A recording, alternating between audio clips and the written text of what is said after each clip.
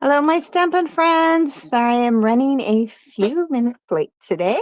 Thank you for joining me.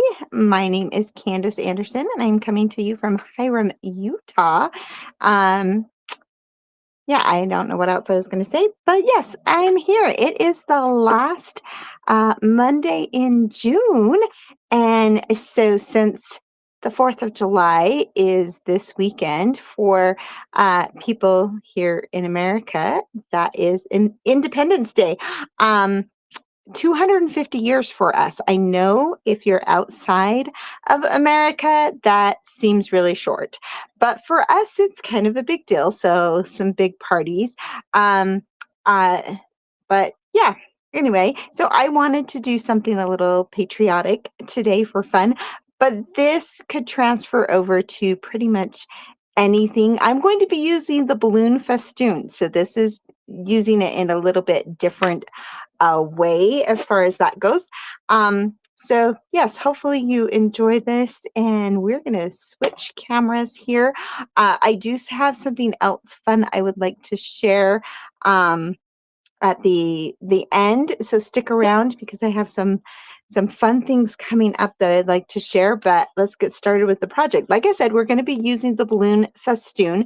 You could easily do this using some of the dies or using other stamp sets. Totally make it a birthday card very easily. But like I said, it is our 250th birthday for America. So I decided I wanted to do something festive.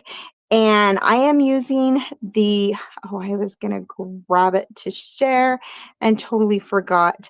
I am using the layout from the Global Design Project. I will share pictures and show you, but the layout is just a big square with a half a side and a half a side and like a square in the middle. Super simple, easy layout. But I decided I wanted to do a 6x6 card instead of the traditional size that I do, which is the 4 1/4 by 5. So I've just taken one of our 12 by 12s and cut it. And you'll notice that this doesn't open. You can make it open, but I am just going to use it exactly as is. And we're actually going to set it aside for a moment. And then out of that 6x6, so I made 2 cards, and I actually still have a little bit of paper out of that, not 6x6, 12 by 12. So I also cut one 3x6 that we are going to actually fold in half here. If you are cutting one in the 3x6, I've mentioned this before, but just see how your paper folds so that you make sure you're folding it the direction that it bends. Otherwise, you'll want to score it. All right, and we're going to set that aside again. So I have a piece of 5 1/2 by 5 1/2 white, and then another one that's yellow. This is what we're going to be using for our base. So this one is Daffodil Delight, and this one's Blueberry Bushel. And then I've got some Real Red and Whisper White, or just basic white. They changed the name of it. Sorry. And I just cut these ones. I cut it at 5 1/2 and then the 2 3/4, and then I just cut them at a 1/2 inch and I put them together. And the one thing to be aware of, if you're making, if you're going to make 2 like I did, you're going to end up with the opposite stripes here. So if you were using any other, you could use whatever colors you wanted. And this layout's going to be super cute and easy for pretty much any layout you could be doing. But one is going to be this color on each side. The other is going to be the flipped. So my other card starts with the red. So just be aware because you end up with opposites basically. And I still got some, embossing powder on here. So the first thing I am going to do, actually, I'm going to wait to do this part first. We're going to emboss first. So we're going to take this little piece right here, and I Whenever I'm embossing in white, I prefer to use my Whisper White pad. It is a craft pad. Hello, Janice from Montana. Thank you for joining me tonight. Um, you do not have to. You could use the Versamark pad. I just like to use the white pad, number one, because I can see what I'm doing sometimes with it, but also because I feel like if I missed getting some powder somewhere, at least it's white back behind it. So it's more of a psychological thing, I think. It is the only craft pad we still had. Once upon a time, we used to have lots of craft pads, but we do not anymore. So I'm just going to randomly stamp this. I think part of the other reason I do like it is I feel like with the white, the ink stays wet a little bit longer with the craft than it does with a Versamark. I don't know if that's true. It could just be in my head. But when I'm stamping a whole bunch of stuff like this, and I want to make sure it's going to be staying wet, that's another one. Now, see, this is still super cute. I really do like that. We're going to stamp just across the top where it's folded. Sorry, that keeps sticking and making noises. All right. So we stamped just across the top on this one. And then we're going to grab our Wow embossing powder. I'm going to sprinkle some on here.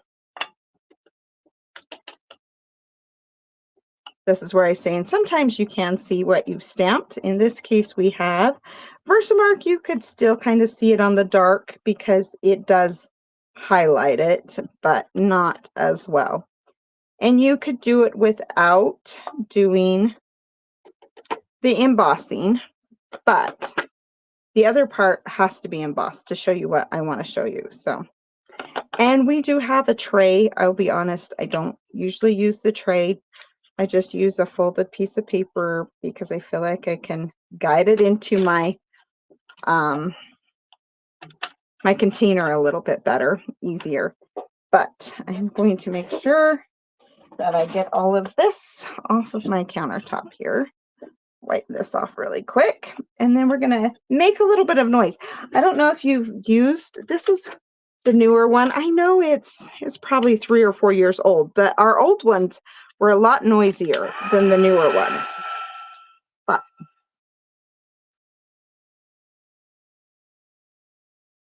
and if you've used when it's on, once it's heated up, it goes pretty quick, but it's going to take a second to heat up. But hopefully, let's see if I can lift it up so you can see it, maybe. But as you heat it up, it will start to turn. You'll see it actually like, I don't know if you can see it very well, but it's melting it and you'll see a difference. So if you can kind of see the difference there of the ones right here that are melted. So if you've never done heat embossing before, it's still one of my favorite things because it just is a really cool wow factor. Hopefully you can still hear me even with this on. Give me 1 second here. Oh, don't go away.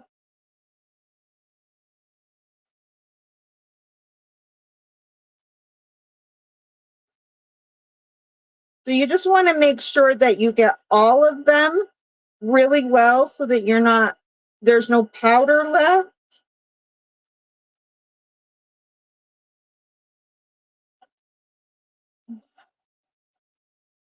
Just want to make sure I'm not leaving any untouched here.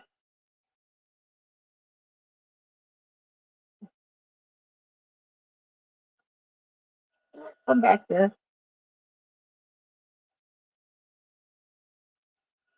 All right, and then we're going to do this one really quick.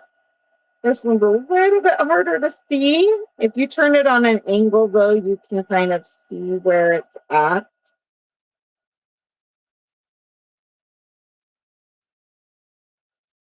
Let me just get a double check of this one. I'm sure I didn't miss any areas.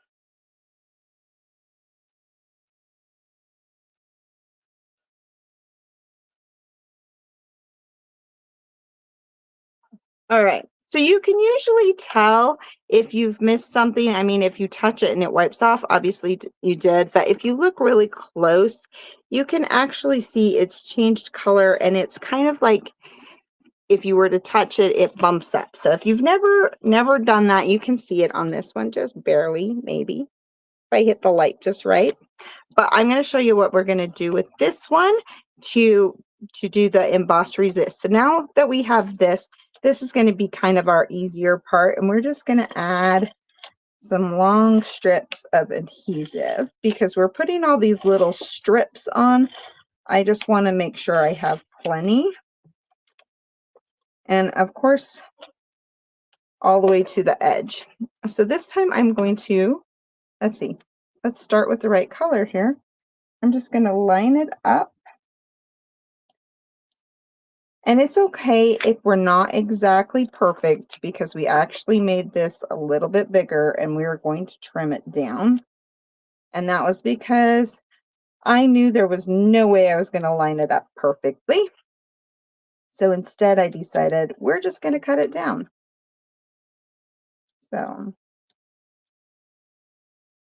and next week is our Make It With Me Monday. And we are going to be doing another paper, what do we call it? Paper, I can't think of what it's called, but a technique using lots of paper strips. So all you're going to need to join in the fun is a large die, any die.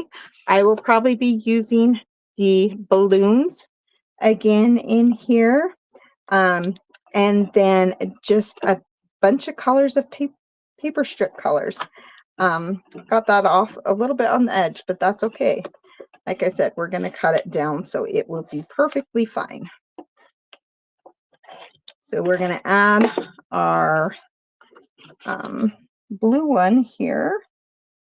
Hopefully edgewise, it should be about the same. And then we're going to grab out our paper cutter and we're just going to trim it down about 1/8 of an inch all the way around it so that I end up with 5 1/4 instead of 5 1/2. But easy way to make sure you can get that lined up and you don't have to be perfect. And it cuts through the layers just fine. All right, so now we have our fun design here for our background. Like I said, any colors you could stamp. It has lots of fun different stamps you could stamp. And you don't have to do the lines. You could just do 2 different ones. And we're just going to attach it to our yellow. Ah, that's not good. There we go. Went too fast. And then we're going to attach this one to our 6x6. Like I said, you could actually do the 6x6 so that it folds if you wanted to, but I'm doing it just like on here. And this is going to be our message. So now we're going to finish this off with the emboss resist technique. So we're going to use our blueberry bushel. I can't talk today. Hello, Ruth from Montana. Is it Montana as well? It looks like it. Thank you for joining me. Hopefully you guys like this. So we're just going to start off and we're going to kind of just go over just the top here. I don't want to go all the way down. I'm going just the top part of it. Really quick and easy. Great thing about this card is it is it's a little 3x3 technically, so I don't have to have a whole lot that I'm messaging or message if I don't want to write a lot. So I'm just taking a a dry towel, but if you look really close, you can see it's starting to take off some of that blue. The one thing that I've noticed is sometimes it doesn't always get it off completely. If you grab one that's a little bit wet though, you can actually get that to wipe right off of the ink. And I was okay with the kind of spreading of the back. I liked the look of it. So I went ahead and just used the little bit more wet so that my stars would pop up. And again, you can do this with like a clear, it's really cool to do it on like a clear background. But so now we've just got a fun little resisted one here. And then we're going to grab our real red and we're going to stamp hip hip hooray on the front. I just thought this worked perfect to celebrate Independence Day. And then we're going to do in our blueberry, I can't say that today, blueberry bushel. We're going to stamp our let's celebrate. And we can write a little message on the inside. And to finish it off, we're just going to grab some Stampin' Dimensionals and pop this up. And you'll notice that all I used was paper and ink and embossing powder. We're not using any embellishments. We're not using any ribbons, which is honestly a little bit of out of character for me. I looked at adding more to it and I didn't like it. So we're keeping it nice and simple. So like I said, the design for the Global Design Challenge was a half side, and an image in the center. And so rather than an image, I decided to make that my little card. So there we go. There's our finished card. Here's my first one that I did. Super simple, easy, but I love this size. If you were to make an envelope for it, I did look it up. You would need a 9, I think it was a 9.5 by 9.5 that you would sit this way.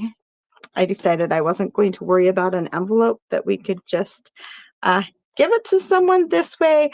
I also think it's really cute. You could put it, you know, up on a little display. So anyway, that's my fun little quick, easy. I want to try making one for like a birthday card because I think it would be really cute design for a birthday card as well.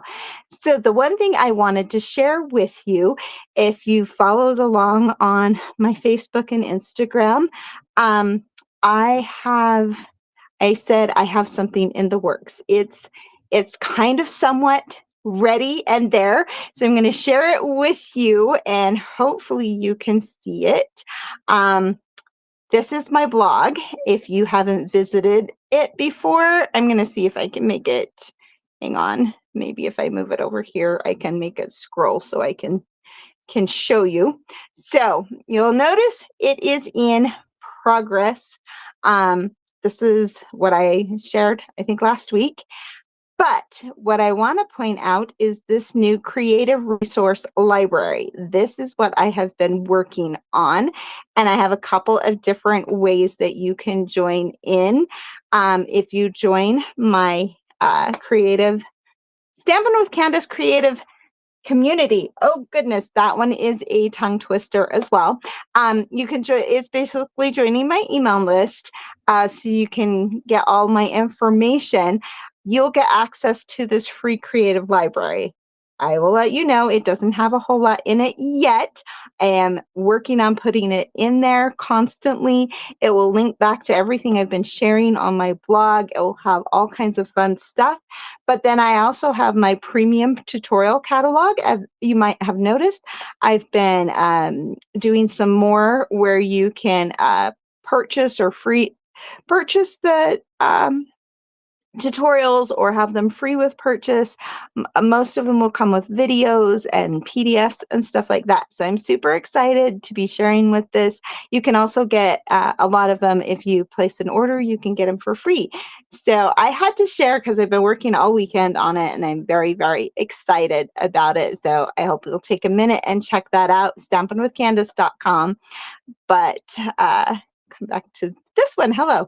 Thank you again for joining me tonight. I will be here next week for the first week in July for my Monday with a Make It With Me Monday. Remember, it's going to be, you'll just want a large die cut that you can use, and then scraps of paper. It can be designer series paper, it can be regular paper, it can be mixed, and then, you know, maybe a saying or whatever to go with it. And I will share some fun ideas on how to use up your scraps and make some fun backgrounds as well as focal points for your cards. Thanks again for joining me, and I hope you have a Stamptastic day. If you need anything, just let me know. Thanks. Bye-bye.